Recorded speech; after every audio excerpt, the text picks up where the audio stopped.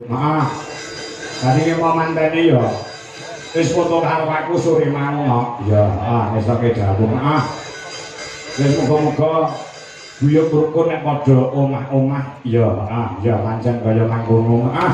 Sing disuwun kaya ngono lan awake dhewe minangka dadi wakile yang minangka tuan rumah utawa saka Bolbet bengi menjani Bapak Sugiyanto.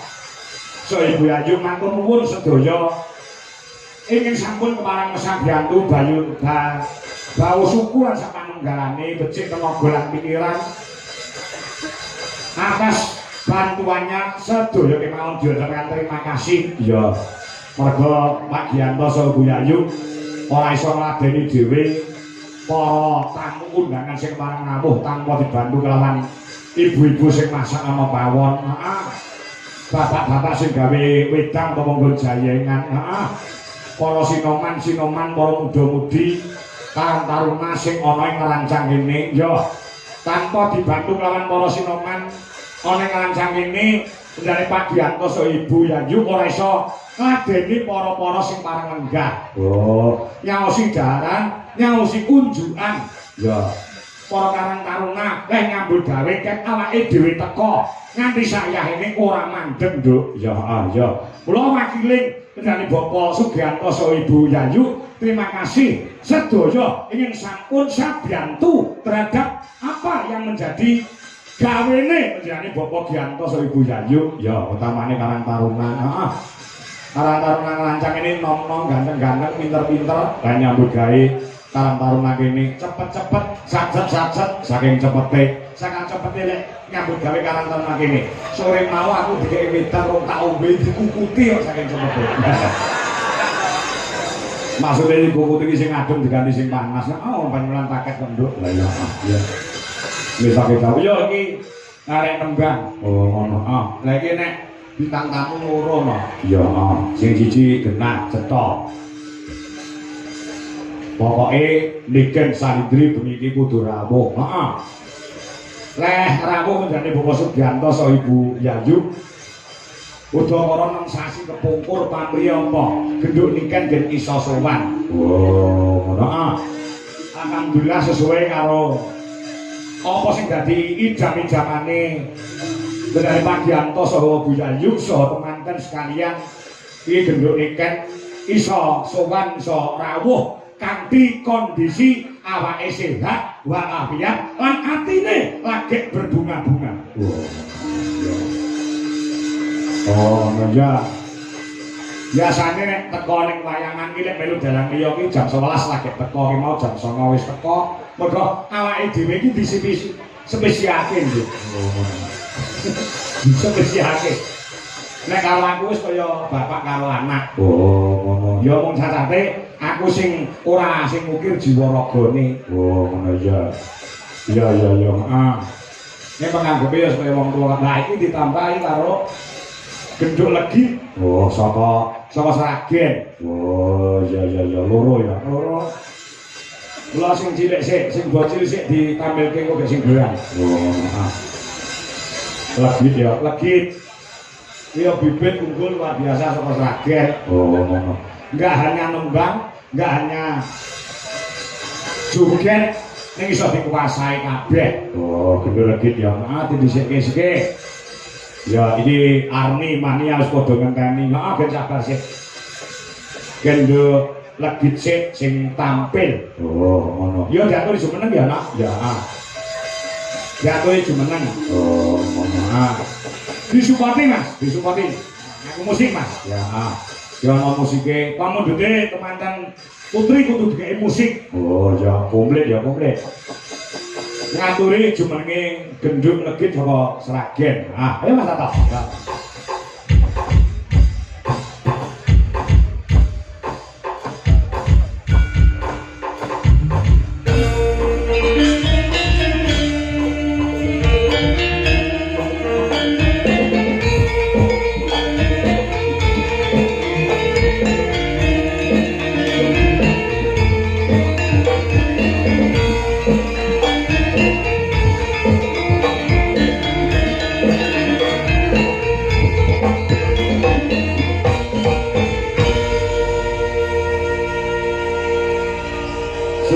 dalu nduk lagi. Nggih, saking dalu. Ya. Pripun kabare Nduk Cahayu? Alhamdulillah sehat, Pak. Ah, saiki wis rada gedhi ya pisan. Nggih, mosok cilik mawon. Iya. Oh diopeni karo mboke ya. Nggih. Biyen ketemu Bapak Kangkok iki lek cilik ngono ya. Nggih. Sing sak entung ngono ya. Santung ini kok apa, Pak? Dia cilik banget ngono lho. Nggih. Saiki kelas pinten sakniki, Nduk? Kelas gangsal SD. 5 SD. Nggih. Kelas 5 SD. Sekolah itu pundi, Nduk? SD Katelan Setunggal Tangen. SD Katelan. SD Katelan Setunggal Tangen. Oh, SD Katelan. Nggih. Tangen Sragen nggih. Nggih. Nek sampean sekolah sok mlebu sekolah to? Nggih. Sregep to? Nggih. Nah, nek sekolah juara pinten? Mboten ngertos. Lho. Enek juara 1, juara 2, mboten enten rankinge to sakniki? Enten. Enten. Enten. Tapi rambutnya mboten dicipok. Lho, kok iso ora dijupuk lho? Dan mboten ngertos, Pak. Wah, ibumu sing tak beres kuwi. Wah. Nek sekolahe nyiden oleh Nduk. Nek sekolahe aja nganti ditinggal ya. Nggih, Pak. Kaya Mbak Yumu, Mbak Niken iki ngono. Ki tanggapan bedino ora lek ning sekolah iki biasa tau mlebu. Dadi ning pangga iso sekolah. Sing nek pancen yo pas prai yo Mbak Niken yo mlebu tenan. Nek ketika ning Jakarta kudu mulai tekan sekolah yo ora nyandak gitu. Nggih. Ning sekolah yang diutamakan lho aku nuturi karo sampean, wong aku iki sak bapakmu ngono lho. Sekolah terus segem nggih. Nggih. Pelajaran sing mari mau senengi apa? Napa nih, Pak? Ana bahasa Inggris, bahasa Indonesia, matematika, IPA, IPS. Sing mau seneng. KP ya, Pak? Heh? Angka KP ya, Pak? Angka kabeh. Mesti enek salah satu pelajaran sing mau senengi apa? Ya enak, Pak. Lho. Kudu disenengi kabeh kuwi pelajaran kanggo awakmu. So nek pinter, wis sing mundhut dudu mbokmu, nek sing mundhut sampean. Nggih. Kaya Pak Kangkok kuwi mbiyen nalika sekolah ya wis dalang, ya wis laris. Nek pelajaran kuwi kabeh tak pangan, Bu. Nggih. Bahasa Indonesia tak pangan, bahasa Inggris tak pangan, IPA tak pangan, IPS tak pangan. Ojo meneh kok IPA IPS, IP ku dhewe tak pangan. Jadi sekolah iki nomor 1 nggih. Nah, sampeyan nembang apa? Manut Bapak.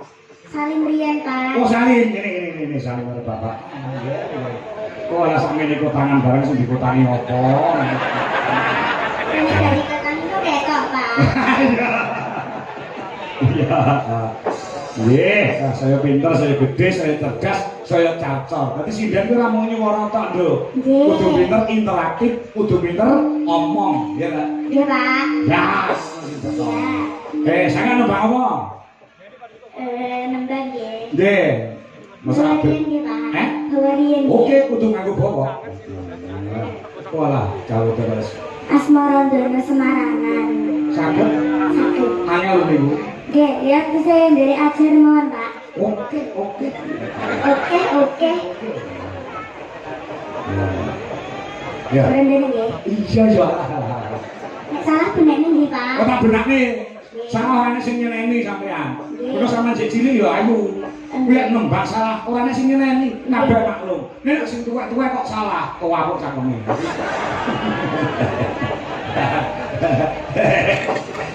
Ya, ya. Mas. Nah. Iki jenenge Mas Freddy. Mas Freddy. Nah. Nggih. Mas Freddy sing ngender iku Mas Freddy. Mas. Jadi kaya baterai ya. Nggih. Ya, dewa. Pak, Mas Purwodono. Ojo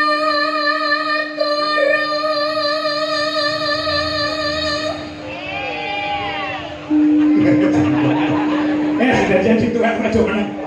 Ya aku enggak ada suara negeri kok suara ketemu kok.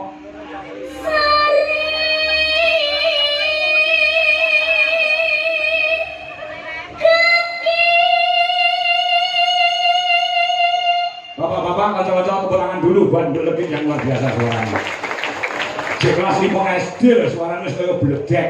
Nggih, pangestunipun nggih, Sok, Pak. nek gede cita-cita iki dadi apa, Nduk? Presiden, Pak. Presiden. Ya, pokoknya seniman seniwati ngono ya, Pak. Wah, ya pokoknya dadi seniwati ya. Nggih. Sing mau Beni mau gemari sing den sapa? Iku. Oh, iya. Mbak Niken Salindri. Wis bocahe meneng, ora sugih swara, ora sugih bertingkah, ya pacare ganteng ya. Jos. Nggih. Iya, terus. Nggih.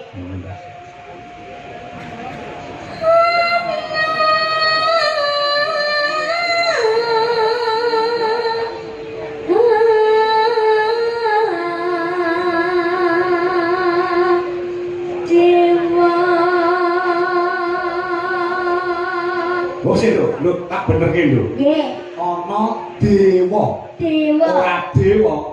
Dewa. Dewa. Nah ngene lho Pak diajari Pak. Nah, tak benerke. Bapak ini karene wong salah. Mergo sing ngajari sak mangsa ora iso bedane ing antarané dewa karo dewa. Dewa. Nek dewa ki tanpa ha, nek dewa ki nganggo ha. Nggih. Ulangi Pak. Oke, baleni.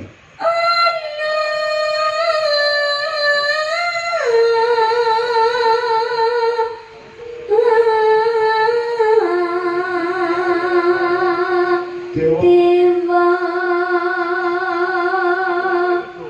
nang jagat nyangking pokok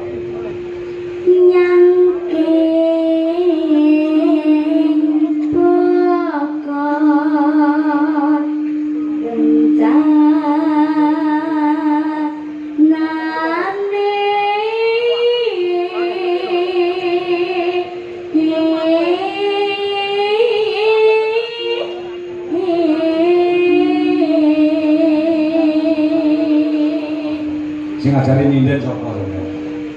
Kula, Ah, Kak D kula, Pak. Pakde sapa? Kak Deko. Wah, Pak Eko.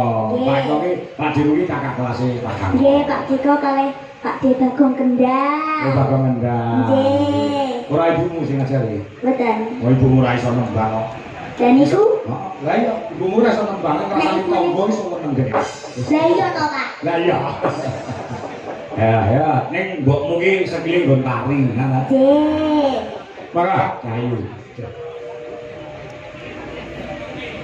Isi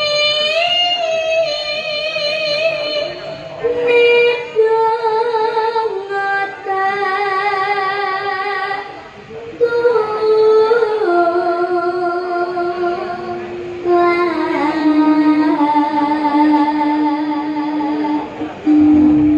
sanja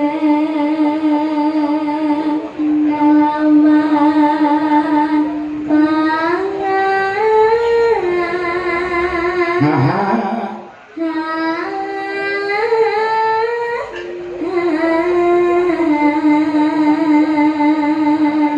Bengi iki uga diramuhi nduk sapa? Selain pencinta budaya juga adoh saka ing Bandung, Jawa Barat, panjenengane Eyang Putri ing mijil saka ing Bandung, Eyang Sri. Oh, heeh, sing bengi iki uga rawuh prene saka Jawa Barat, mung kepengin ketemu lawan genduk Niken Salindri, kepengin ketemu lawan Mas Ardi.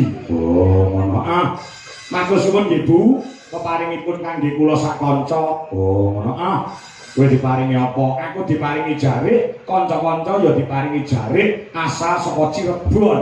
Oh, ngono ah. Iki jarik Mega Mendung sing dienggo kanca-kanca yoga, ya mung kurang 6 Bu. Dadi oh, ngono ah, ya. Ya, uga dimonitor lawan guruku. Sapa? Priyane Pak Eko Mugiono sing mapan wong ing Jakarta, jane njaluk lenjer kuning ning sinden-sinden iki urung enek sing apa, aku tak semayani tanggal 22. Oh, ngono ya. Ya lho, bareng lho terus lho. Nah. ya iku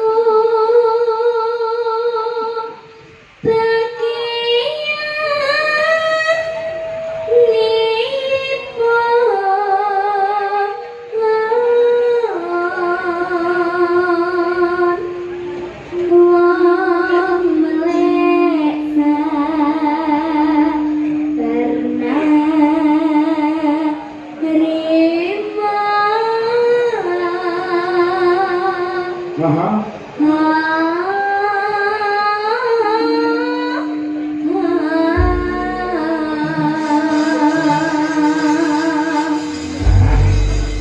Baju kira gua apa nok sayu.